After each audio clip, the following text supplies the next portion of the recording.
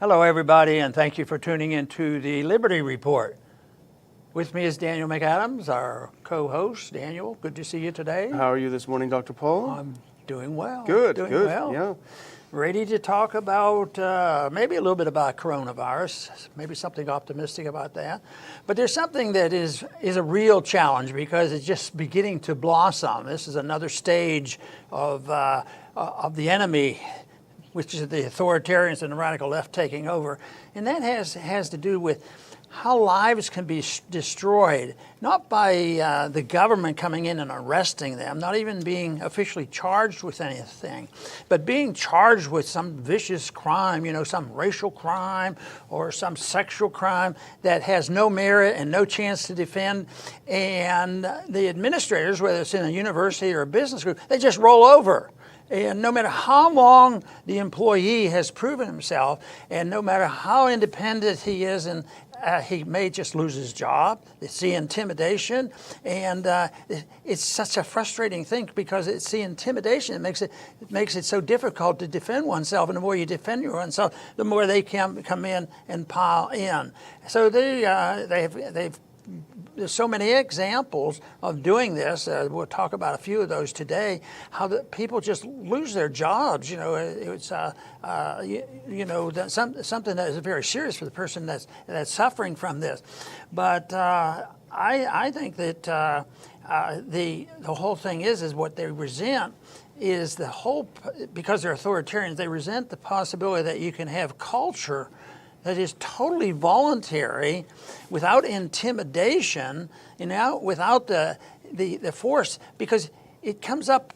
When does it become force? It's sort of like trying to describe how do libertarians handle the fact of social media, because social media is ruthless, and they can participate in this and accuse people and perpetuate arguments, and well, you got to live with it because of freedom of speech. But what if these outlets are partners with the government? Yeah. And what if they're putting out the propaganda, and some of this propaganda dealing with coronavirus happens to be coming from Bill Gates, who participates in disseminating this, and then we end up with these, because the coronavirus is part of the problem here.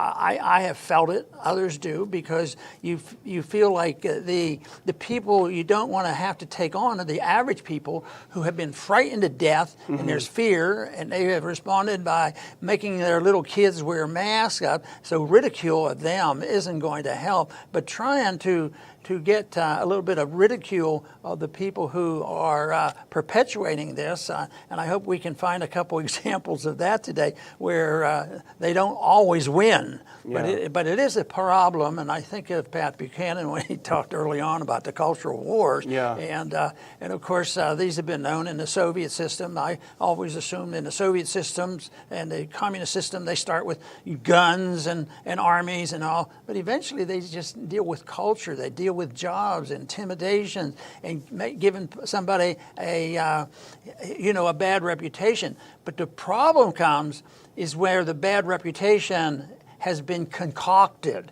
It isn't because they just revealed that somebody did something dumb 30 years ago. It's that they intimidate and imply. And we've seen so many cases where people's lives have been destroyed, and all of a sudden, let's take it to court and find out it was all a bunch of lies. So, but it is a real problem. Canceling culture. I think that the coronavirus has aggravated this. People are feeling intimidated. They don't want to, press it because it's so overwhelming. And the people who are against this are the people who are on the side of the government so often, the media, and the demagogues and the profiteers, and that makes it difficult. But I think it's normal to have sort of a feeling and a concern about your neighbors and your friends and your relatives who might have bought into some of this stuff. So it isn't like turn the switch. That's all farce. It's all imagination. It isn't true, so don't believe all this stuff. It's not that easy. So we have to work harder at it, trying to find the examples that is not based on intimidation and cultural cancellation and say, we'll just get rid of you. But we have some examples to demonstrate that. Yeah, we want to talk about cancel culture today, and it's a well-used term. Some would say overused, but I don't think it's overused at all. In fact, we were going to have a conference about cancel culture in May, but it was canceled, right? They canceled our cancel culture, but it is only postponed. We will reschedule that. I'm determined because I think it's even more relevant now. But the reason we're bringing up this is that it's in the news. Nicholas Sandmann, the young student from Covington Catholic High School, right, a couple of years ago made the headlines.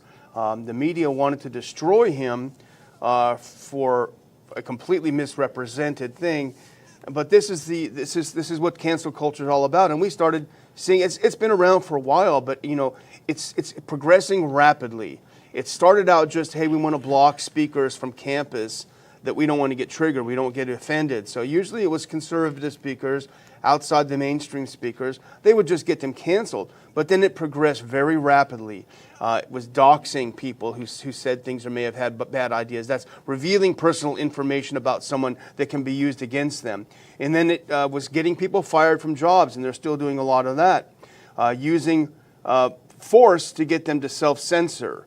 And you talk about that too. Yeah. People are intimidated. And then finally, and we are seeing this, and we'll have some clips too, using actual physical violence to cancel out any thoughts, any actions that this group of people, and you call them cultural Marxists, there's a lot of words for them, some of them not appropriate for this show, right, but this is what they're about. And so that's why we want to talk about the Sandmann case today as a beginning. Yeah, I've had a little bit of experience with this too, and it's not the easiest thing to handle because, I have have been invited to attend things, but all of a sudden there's been some public pressure to try to get me to change my mind. Yeah. So, and I think you were aware of that when that was going on. Yeah, you talked that you were scheduled to speak to a Catholic group, I think it was, and it's going to shock people. You give the same message no matter where you speak, the message of liberty, and you've said it many times, you don't tailor it to the groups. But at that time, that was a few years back, and I think it was Bill Kristol and his gang of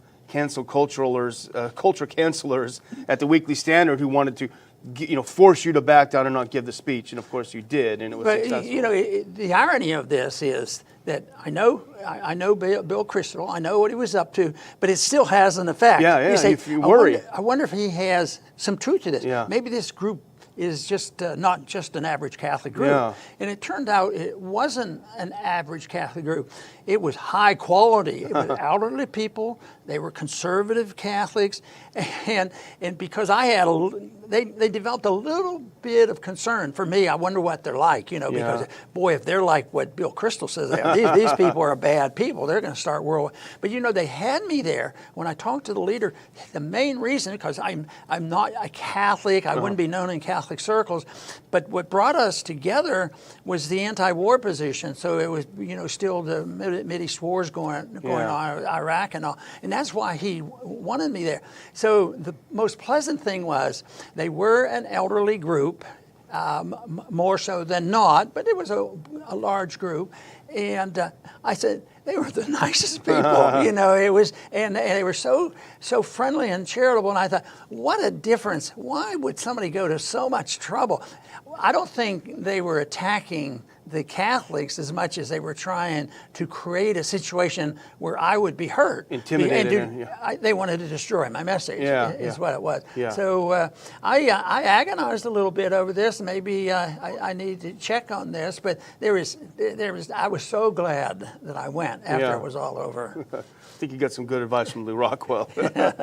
Well, with Nicholas Sandmann, it's such a fascinating case. And the reason we're bringing it up as well is that he spoke at the RNC yesterday. It was a big deal. In fact, we have a clip. This is from Reason. This is a good article. Robbie Soave is a good writer, I think. I would not be canceled. I mean, if this is a powerful message he delivered, and here's what he's had to say. And you'll remember they went to attend a pro-life rally in D.C. as part of a Catholic high school.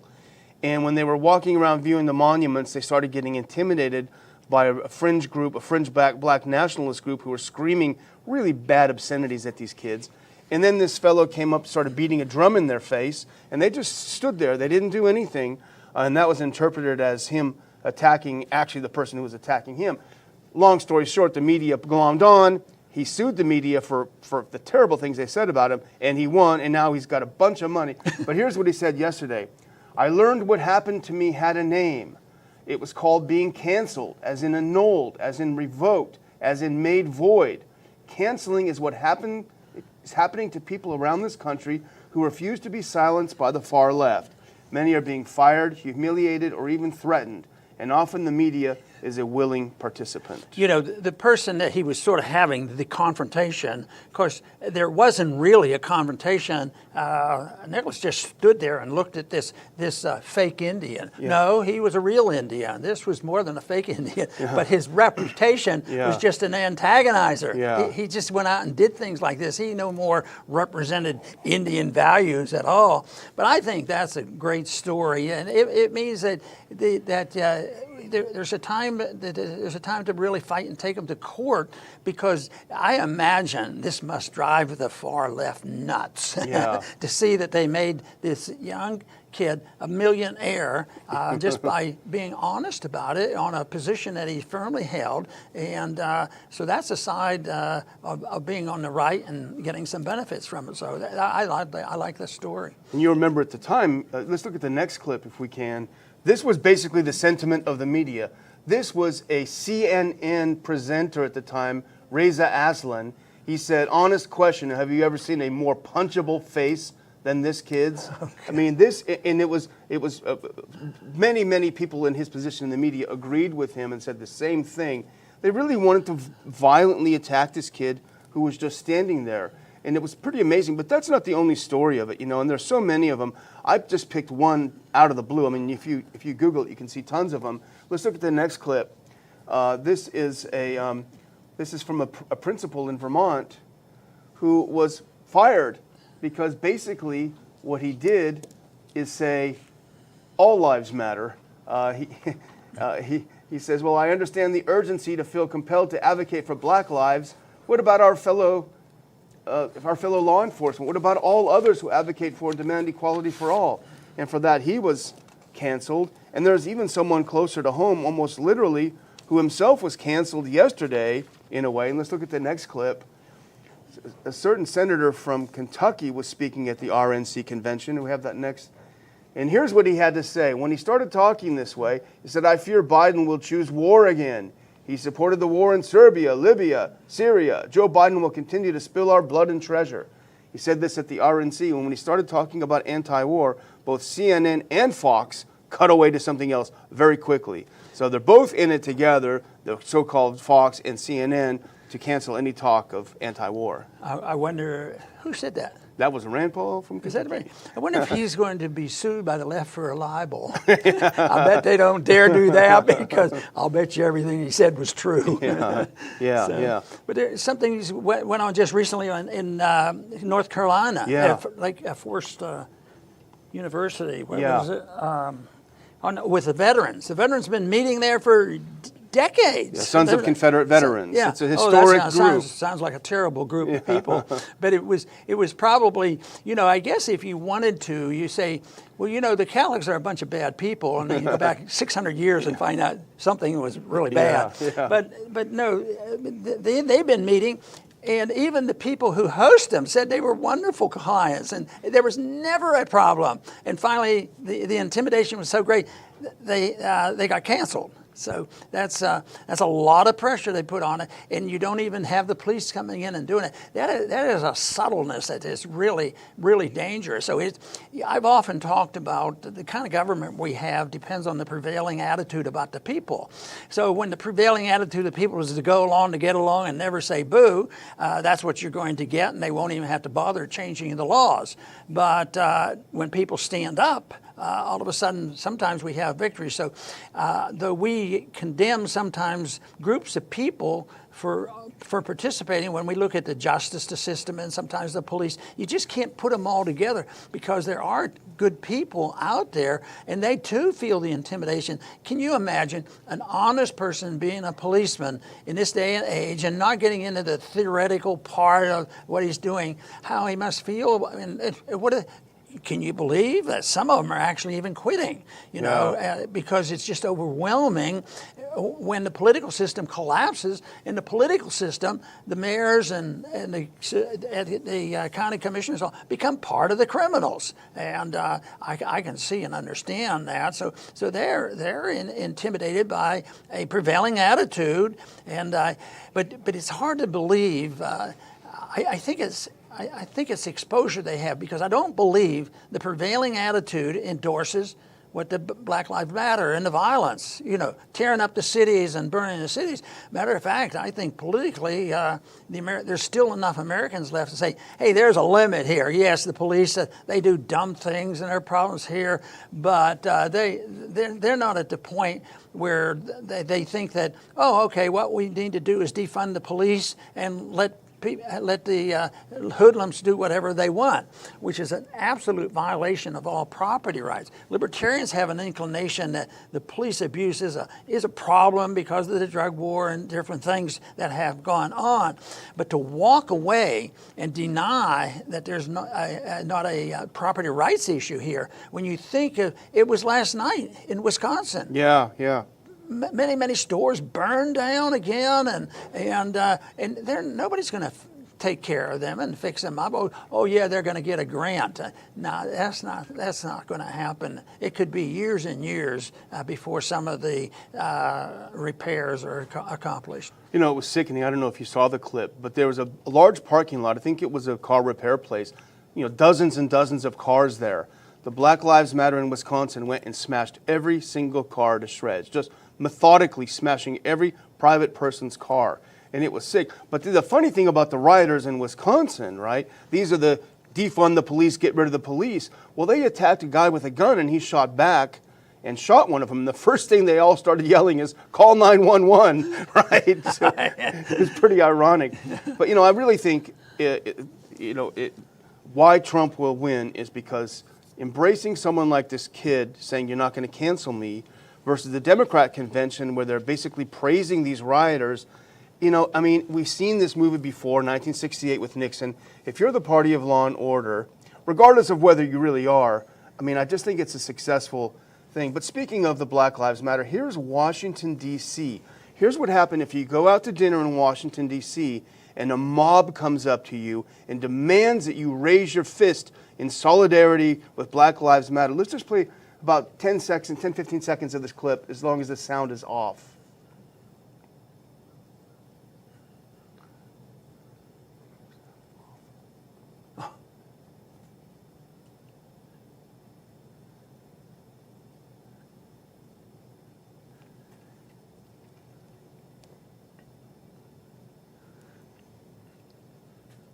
Yeah, so she's just having dinner, and they say, you got to raise your fist and praise the Black Lives Matter, and she didn't want to do, even though she actually supported it, she just didn't want to raise her fist at that moment. This is pretty scary stuff. And you have to recognize there, a lot of this is racial tension, Black lives and all this, but that was a white group of kids doing this, so they've been taken in by the philosophy of this. They went to college. Yeah. That's what they learned in college. Yeah. $200,000. So that is a real problem, but I still believe that with the right information, getting to the people, that they will do the right thing. But in the meantime, it's back to this cancel culture. They don't want to be canceled. They don't want to go through it. They don't want to be intimidated. And I understand how that is. But they will still have to, at a point, you can just push it so long. How much can people take? And I think they just, I probably want to be more tolerant, but you can't be. But my battle, I've chosen to be more a philosophic battle. I believe in that's powerful.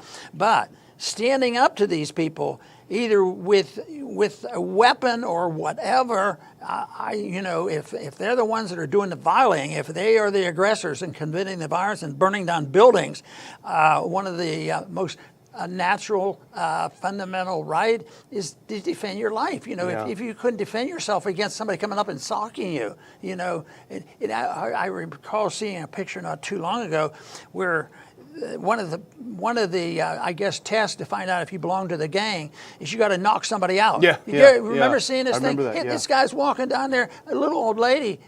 She was elderly, and she might have been in a wheelchair, and he just took it and clobbered her and knocked her out of the chair. I mean, that's a sickness, and it's a social sickness, it's a philosophic sickness, and we have to get a message out there. There's a much better way to live. I believe that the large majority of American people would vote in that direction. And in some ways, even with Trump's shortcomings, this election is, probably going to bear down on this, and be the most important thing for the electorate. Once again, spending is not going to be the deciding factor. No. There's no contest there. No, the contest is who can spend the most money. And once again, the tin ear of the Democrats, tying their ship to this, the mast to this. But Adam Dick, our senior fellow, he's got a good piece up on the ronpaulinstitute.org website about the fact that people are starting to fight back when they're being attacked and intimidated. And especially with the police unwilling or unable to do their job and protect people, people are going to start fighting back. And it's worth a read. But let's do two things really quick, back to back. First is a picture from what happened in D.C. Let's put that up real quick. If we can just put that next picture up. Now take a look at this, what they're doing. They're humiliating and intimidating this woman. Now quickly go to the next one. This is a cultural revolution in China that killed 100 million people. The exact same thing. If that does not give you chills to look at the juxtaposition of those two pictures and to see where we're heading, I don't know what does. No, and people who have come to our country for good reasons and are good citizens and they've lived there, they know exactly what you've just said because they experienced it, their families have experienced it. But I don't think that it's going to be on the top TV programs and the news programs each night because they get the canned material, just like I think they get canned news from the Fauci and Bill Gates. That they want us to get what they please. Well, Gates gives a bunch of money to NPR, right? So no wonder. That's wonder. right, and no wonder that the support is out there. But it's the other private stations too. And I think you put up something yesterday about how all the stations did everything together in uniform. I often wondered how that happens. I'm still not sure exactly. Because what did they do? Get to 12 leading media says, and they all call in at 6 a.m. Well, this is what we say today, but evidently the message gets around. And I guess the point we were making yesterday. There was a lot of copycat stuff. Maybe the first person out, puts it up, and the other side, well, sounds so good to us, and we don't have time to check this out. We're in the news business. Exactly. Ironically, that's what happened in communism, though. The party would get together and they would come up with the party line. That's where the word came from. They would deliver that party line to all the newspapers, Izvestia, Pravda, and everything, and they would report the party line, and that's kind of where we are now. But I was going to wind down if you're ready. And, we've had a little bit of doom and gloom here. We started with some cheerful stuff about Sandmann being successful in his pushback against the cultural cancers. But we're going to end with some good news, too. And let's look at this final clip, Dr. Paul, because this is very good news. Idaho's House of Representatives votes to end coronavirus emergency effective immediately. The legislature, which makes the laws, finally got together in Idaho. 48-20, they voted to get rid of the governor's emergency powers. Now, if that's not a good message for the legislature of a certain state we live in, wake up, get out of your slumber, take back your power. I don't know what is, but this is the best news I've seen because the legislatures across this country have got to wake up and have got to exert themselves, stop being cowards, stop cowering in the corner, wake up, do your job, and bring us back to a law-abiding nation. I think this is great because it makes a very important point. It's saying that it isn't having bad management. They say, well, we got to get rid of the Republicans. They haven't managed this well. We'll put in the Democrats because they can manage this war better, or vice versa. It's always the management of the economy, the management of foreign policy, the management of medical care, the management of viruses. It's just tactical. You go in, well, we'll do this, we'll spend money here, and they have a better plan. But what the point is here is they shouldn't be doing it. And the governors don't have this, and the president shouldn't have this power either. Our president's, I was on a radio station probably in 1976. First month or so I was there, I was on with a Democrat, and it was a talk show host, and it was on foreign policy, and I had already developed most of my position, and he thought they were rather strange, and he sort of looked at me and said, Ron, he says, don't worry about this request to have a declaration of war. Unfortunately, what he told me was absolutely right.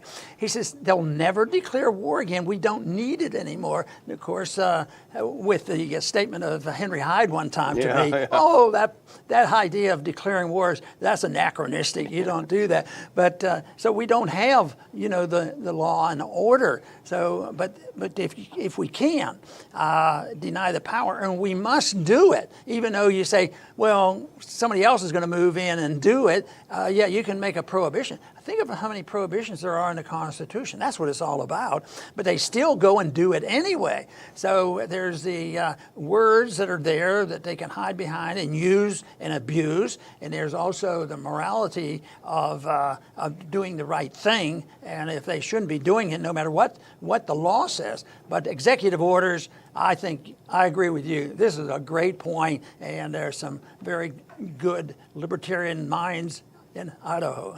Yeah, exactly. Well, very good. I want to thank everybody for tuning in today to the Liberty Report, because the solutions to all our problems, I think, are very easy and not complicated. They're made complicated by human nature and greed and different things, but there's still an answer out there that is available to us. And I have found that there's a lot of people out there that agree with us, and we have to just energize them and make sure that they know that with a little bit of effort we can have successes. And there's nothing else that we can do other than changing people's minds and making sure that they're not easily intimidated. Make them comfortable with a philosophy of liberty. Make them comfortable with a philosophy that has what true patriotism is. A patriot is one who's willing to criticize their government, not one that'll march off to undeclared wars. So I think there's a lot of hope. I think people always ask me, well, you're hopeful about when? Not tomorrow, not next week. I think on the short run, we're in for big trouble. I don't think the economy has resolved itself. I think the economy was the big issue 6 or 8 months ago, and this other stuff was just stacked on to it when it comes to coronavirus and Black Lives Matter. So this is a continuation of something going on, and I think on long term, though, there's a lot of people that will work and take advantage of it, and that's why we want to get as many positive stories as possible. And if you have a good positive story, send it to us. We may be able to use it, because I think there's so many things, even on the internet, as bad as the internet is, there's a lot of positive stuff out there where people stood up to it. And we have to put up with the fact that they'll be censored. It's not difficult to get on that censor list. But we're hoping that there'll be a continuation of an effort to have a website that puts up all the censored messages that they've taken down, and then people can just go there and find out what they're doing with the censorship. But I want to thank everybody for tuning in today to the Liberty Report. Please come back soon.